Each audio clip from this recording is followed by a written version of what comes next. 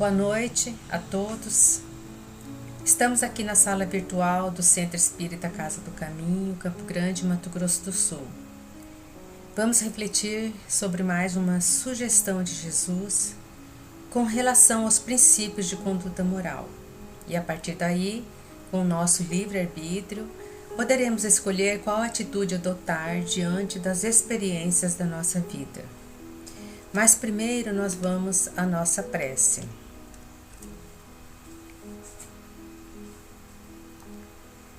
Vamos acalmar nossos corações, elevar nosso pensamento a Jesus, entrar em sintonia com a espiritualidade maior e agradecer esse momento de harmonia em que estamos dando início a mais um estudo, a mais uma oportunidade de renovação, em que poderemos colocar em prática nas nossas vivências. Paz e luz a todos, que assim seja. O nosso estudo de hoje foi extraído do capítulo 11, Amar o Próximo como a Si Mesmo, do Evangelho segundo o Espiritismo de Allan Kardec.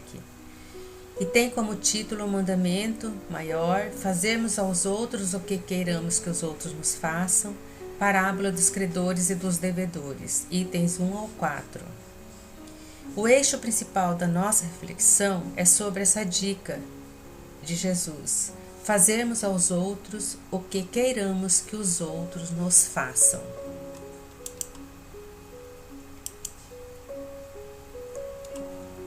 No livro Boas Ideias, de Richard Simonetti, tem um texto intitulado O Amor Feliz.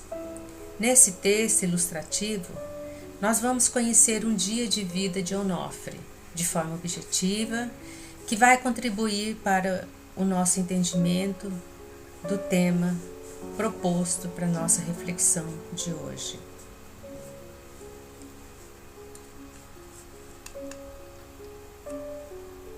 Então, pouco antes de se deitar a sós no escritório, em sua casa, Onofre lia e examinava o conteúdo do capítulo 11 do Evangelho segundo o Espiritismo de Allan Kardec. Vamos à leitura do capítulo 11. Amar o próximo como a si mesmo. Fazer pelos outros o que quereríamos que os outros fizessem por nós. É a expressão mais completa da caridade, porque resume todos os deveres do homem para com o próximo. Não podemos encontrar guia mais seguro a tal respeito, que tomar para padrão do que devemos fazer aos outros aquilo que para nós desejamos. Com que direito exigiríamos dos nossos semelhantes melhor proceder, mais indulgência, mais benevolência e devotamento para conosco do que os temos para com eles? A prática dessas máximas tende à destruição do egoísmo. Quando as adotarem para a regra de conduta e para a base de suas instituições, os homens compreenderão a verdadeira fraternidade e farão que entre eles reine a paz e a justiça. Não mais haverá ódios nem dissensões, mas tão somente união, concórdia e benevolência mútua. Esse é o capítulo 11 do Evangelho segundo o Espiritismo. Ele enfatiza a recomendação de Jesus para adotarmos essa regra de conduta em nossa vida. Amar o próximo como a si mesmo, fazer pelos outros o que quereríamos que os outros fizessem por nós. E ele diz que com essa lei deixaria de existir o ódio, o egoísmo. E somente existiria a fraternidade, a paz, a união, a concórdia, a benevolência mútua, a tranquilidade e a harmonia, e sentiríamos esses benefícios salutares. Então vamos ver como foi a reação de Onofre com essa sugestão de Jesus. Vamos acompanhar o seu dia. Onofre pôs-se a imaginar, com a leitura desse capítulo 11, como a humanidade seria feliz se a lei de amor fosse plenamente observada. A terra estaria promovida a paraíso. Coletivamente, longe estava essa meta celeste. Individualmente, nada o impedia de alcançá-la. Decidiu enfrentar o desafio de amar o próximo como a si mesmo e fazer por ele o que gostaria de receber. Então, Onofre observou com o texto que coletivamente essa meta de lei de amor é uma meta distante, mas para ele individualmente era possível, sim, de ser realizada. Nada o impedia, pelo menos assim Onofre estava acreditando. Então podemos deduzir que nada nos impede também, basta a nossa vontade em fazer o bem. Bom, aí Onofre foi dormir. Beijou carinhosamente a esposa, desejando-lhe um sono tranquilo. Joana, a esposa, endereçou-lhe desconfiado olhar. O que teria aprontado o marido? Aquela manifestação inusitada de carinho cheirava a dor de consciência. Há algo que você queira dizer-me, Onofre? Não, querida, apenas exprimi meu desejo de que você sonhe com os anjos. Querida? Espantou-se a esposa ante a súbita afetividade do marido, não obstante, aconchegou-se a ele e dormiu feliz. Então percebemos que a relação dele com a esposa na hora de dormir não tinha como rotina esse gesto de carinho. Tanto que ela estranhou esses movimentos dele. Mas ele iniciou a concretização da sua meta.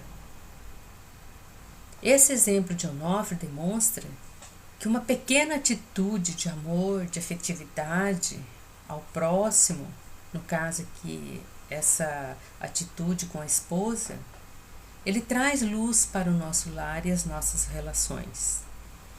E se não tomarmos cuidado, com o tempo a gente deixa ser esquecido esse gesto de afetividade com os nossos familiares. Então, essa é uma lembrança que esse exemplo está dando para nós, de não deixarmos se perder no tempo esse gesto de carinho. Pela manhã no café, a esposa de Onofre, Joana, avisou que a ajudante estava atrasada e que ela iria na padaria buscar os pães. E Onofre se adiantou. Pode deixar, querida, eu vou rapidinho. Joana conteve o impulso de colocar a mão em sua testa e ver se súbita febre fundiram-lhe os miolos. Não estava habituada à colaboração do marido nos contratempos do cotidiano. Então, o gesto de colaboração de Onofre. Um simples movimento que enternece a esposa e traz ao ambiente harmonia. Então percebemos aqui também, nessa situação do café da manhã, que ele não tinha esse hábito de se predispor a fazer a compra dos pães na padaria. E isso deixou ela meia desconfiada. Bom, ele foi para a rua e um homem de aparência humilde, expressão sofrida, se dirigiu a Onofre. Por favor, senhor. Onofre cortou a conversa. Sinto muito, estou com pressa. Mal dera alguns passos e logo lembrou de sua meta. O que gostaria que fizessem por ele se tentasse falar com alguém. Se colocou no lugar do outro, né? Voltou disposto a ouvir o desconhecido. Perdoe incomodá-lo. É vergonhoso, bem sei, nunca aconteceu comigo, mas minha situação é desesperadora.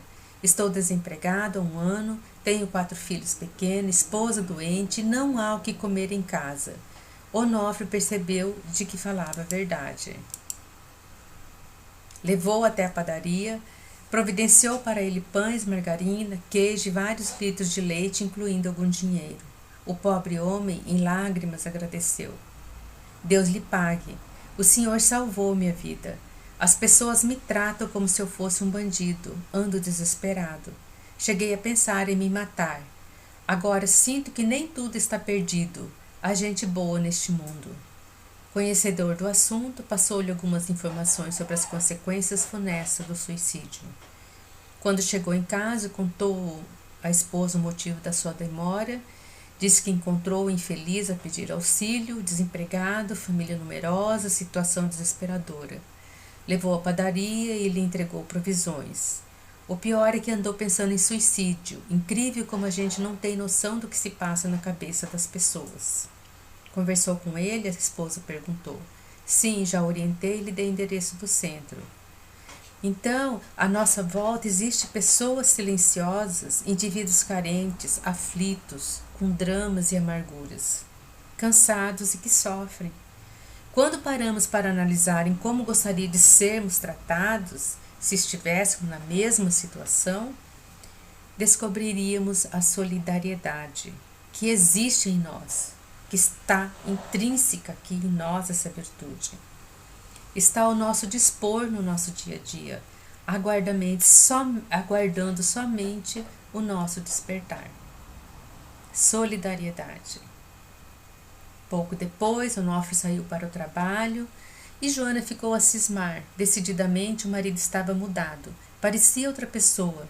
Certamente algum bicho mordera. Abençoado bicho que enjeitara solidariedade e atenção em suas veias. No trânsito, o motorista imprudente cortou-lhe a frente. Reflexo rápido, Onofre brecou incontinente, enquanto o autor da proeza xingava em altos brados como se não fosse ele próprio culpado. Já é uma outra situação do dia de Onofre. Sentiu o sangue subir a cabeça e teve ganas de retrucar no mesmo diapasão com meia dúzia de palavrões. Antes que eu fizesse, veio a lembrança: amar o próximo como a si mesmo, fazer pelos outros o que quereríamos que os outros fizessem por nós. A recomendação de Jesus refrescou-lhe o cérebro, contendo o impulso agressivo. E se o motorista imprudente estivesse com grave problema a perturbá-lo, talvez um familiar gravemente enfermo, de qualquer forma, era um irmão comprometido naquele momento com desatino. Melhor orar do que amaldiçoar, considerou sabiamente. Onofre está encontrando no seu dia situações para que ele exercite o que contratou com ele mesmo. Essa experiência de educar a sua agressividade diante de um motorista imprudente. Interessante salientar que quando o trabalhador está pronto, a tarefa aparece e ele se propôs a essa meta. Então a oficina da vida está apresentando para ele as situações para que ele exercite a proposta que ele se colocou. Lembrando que uma situação externa, geralmente, ativa em nós uma emoção confortável ou desconfortável, que nos ajuda, se assim nos permitir, a identificar o nosso lado luz ou o nosso lado sombra.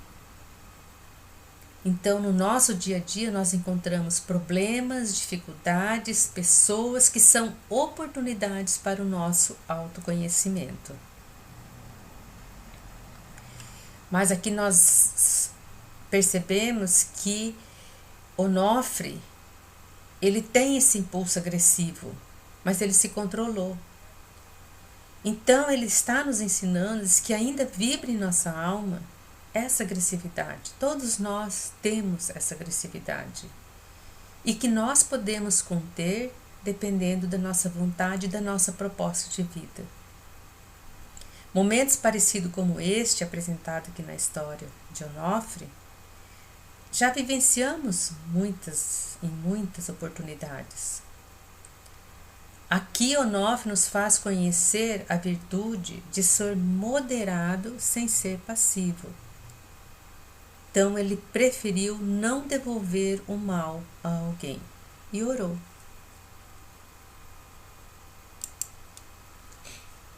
Outra situação, ligando o rádio, ouviu o noticiário Crime Tenebroso, onde a população queria linchar o criminoso e que a população achava que esse criminoso devia pagar com a vida por sua crueldade. E Onofre, de princípio, achou que era bem merecido, concordou. No entanto, a história de colocar-se no lugar do outro, como exemplificara Jesus, o fez pensar. O mestre situava aqueles que se comprometem com o mal por doentes, que precisam de tratamento, não de execração. E se o criminoso fosse um alienado, sem governo sobre suas ações? E se estivesse sob grave influência obsessiva? Em qualquer dessas situações seria digno de piedade. Modificando a reação inicial, orou pela vítima e pelo algoz. É natural, né, nos depararmos com situações que nos colocam em xeque devido às nossas opiniões, às nossas crenças, à nossa cultura, à nossa educação e muitos outros itens, né, de opiniões nossas, de crenças nossas. E mais uma vez, Onofre está trabalhando as arestas morais negativas, no caso aqui, a raiva, e vence um desafio aos seus próprios valores. Reestruturou o seu pensar e mudou a sua reação inicial. Se apiedou e orou pela vítima e pelo algoz. Se colocar no lugar do outro nos leva a essas reflexões, nos leva a mudança de comportamento, nos leva a nos chocar com as nossas culturas. Lembrando que quando ele fez a prece, ela harmoniza quem a faz e irradia energias benéficas, alcançando aqueles a quem queremos endereçar. Quando ele chegou no seu trabalho, na sua empresa, ele encontrou o chefe da contabilidade pedindo para demitir a secretária. E era uma boa funcionária, mas ultimamente mostrava-se displicente e faltava com frequência. Onofre ia concordar com o subordinado e veio a lembrança de que era preciso colocar-se no lugar do outro. Aí ele disse: vamos conversar com ela. O subordinado espantou-se. Conversar para quê, chefe? Já lhe disse que é caso para demissão. É funcionária antiga. Vamos ver o que está acontecendo. Em breves momentos, ela entrava na sala. Em lágrimas explicou que atravessava um momento difícil. O marido abandonara com 2 filhos. Sumira do mundo. A mãe, viúva, paciente terminal, necessitava de seus cuidados. Reconhecia que seus problemas estavam afetando a atividade profissional e pedia um pouco de paciência aos seus superiores. O emprego lhe era indispensável. Compadecido, Onofre providenciou para que ela entrasse em férias com a promessa de que teria toda a assistência da empresa ajudando em suas dificuldades. Então, mais um exemplo no dia de Onofre no seu trabalho. E nós temos as nossas questões a serem resolvidas no nosso trabalho. E para avaliar a conduta de alguém, é preciso ter muita serenidade. Merece sim análise. Quando temos mesmo que opinar sobre o comportamento do outro, devemos procurar usar o discernimento e a indulgência. E assim Onofre fez. Colocou-se no lugar do outro e agiu com a virtude do bom senso. Estamos aprendendo aqui que nós estamos vivendo uma oportunidade de exercitar o bom senso. Quando nos propomos alguma meta, as ocasiões, elas acontecem e vêm em cadeia para conquistarmos os nossos objetivos. Isso acontece, elas acontecem em cadeia, nós que não percebemos porque vamos vivendo, mas se pararmos para refletirmos no nosso dia e a todo momento, a cada situação que estamos vivendo, nós percebemos toda essa tarefa e exercício de vida que nós temos aqui na nossa encarnação. E meta, é bom nós relembrarmos que quando nós nos propomos a algo na nossa vida, ele nos levam a caminhos novos, né? E pode surgir todos os tipos de problemas. E quando os problemas começam a aparecer, a tentação é desistir, é procurar outras tarefas, outras metas menos exigentes. Mas quem modifica as metas só porque encontra oposição pode ter uma vida mais confortável a curto prazo, mas viverá uma frustração. Então, quando quisermos propor a nós mesmos alguns desafios que sejam adequados ao nosso potencial, para não desperdiçarmos as oportunidades de aprendizado e de fortalecimento da nossa autoestima.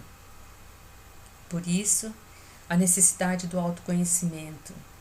O Evangelho segundo o Espiritismo, as nossas lições, os nossos estudos sempre estão mencionando o autoconhecimento, para podermos avaliar com mais precisão as nossas capacidades e não colocarmos metas que nós não vamos conseguir cumpri-las.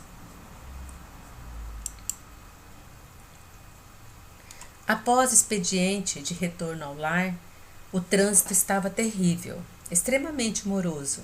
Onofre costumava irritar-se naquela situação, surpreendentemente sentia-se calmo. Ah, se todos fossem iguais a Jesus, não na grandeza espiritual que longe dela estamos, mas iguais na vivência do amor maior que ensinou e exemplificou, cuidar do próximo. Lembrou os últimos acontecimentos, reconheceu que tivera um dia maravilhoso, não pela ausência de problemas, mas porque ele resolvera o problema maior, sua inadequação aos valores do Evangelho. Então, em todas as situações que Onofre viveu nesse dia, o mal foi neutralizado. E nós podemos fazer o mesmo, relevar as ofensas do caminho que transitamos na vida. Podemos aprender com o nosso cotidiano a exercitar o amor ao próximo e o autorrespeito. Vamos tentar praticar a tolerância, assumir a responsabilidade de nossa transformação moral no bem. E se alguém está no caminho da maldade e nos desperta indignação e revolta, pelo menos não o queiramos mal. Não é difícil seguir as recomendações de Jesus. Basta que lutemos contra o nosso próprio egoísmo, e assim o amor já estará nascendo em nossa alma. E ele diz ali, é por pensarem muito em si mesmo que indivíduos e coletividades envolvem-se em desonestidades, desentendimentos, brigas, violências, guerras, extermínios, perpetuando sofrimentos, dores e tristeza que fazem no somatório a infelicidade humana. No dia a dia, se analisarmos nossos sentimentos negativos, nossos conflitos domésticos, nossos estados depressivos, nossas enfermidades, verificaremos que a origem está no comportamento egoístico. Em algum momento, em algum pensamento, em alguma ação, contrariamos o princípio de que devemos fazer aos outros o bem que desejaríamos nos fosse feito, e acabamos fazendo aos outros o mal que não desejaríamos para nós. E quase sempre nos esquecemos das pequenas atitudes de amor que podemos dispensar ao próximo na vida cotidiana. Então o Evangelho nos convida a essa reflexão, lembrando que o amor não é espetacular, o amor é simples. O hábito da cortesia no trato cotidiano, a expressão da gentileza, já é sinal de amor ao próximo, que são os primeiros passos. No entanto, Jesus, como a única lição do texto do capítulo 11, em poucas palavras, em poucas linhas, nos indica o caminho para o equilíbrio, a cura de nossos males, a conquista da felicidade. Simplesmente fazer ao semelhante todo o bem que desejaríamos receber dele. Não aceite a violência. Seja tolerante, ame a todos, redescubra a solidariedade e ouça para compreender. Divaldo Pereira Franco. Que aproveitemos ao máximo essa sugestão de Jesus para um bem viver, que é uma nova oportunidade frente às relações com o nosso próximo, mais próximo também a nossa família. Que possamos, com o nosso livre-arbítrio, escolhermos sempre o melhor caminho, o caminho da paz. Obrigada. Vamos à nossa prece final. Senhor, obrigada por mais este dia que se encerra de forma maravilhosa. Onde estivermos, Senhor, que possamos abrir nossos corações e demonstrar o nosso amor. Que todos nós, encarnados e desencarnados, todos que trabalham, que nos escutam através desse canal, que possamos, Senhor, receber sempre boas inspirações e levarmos esses ensinamentos para a nossa vida diária de forma amorosa. Que assim seja. Muita paz a todos.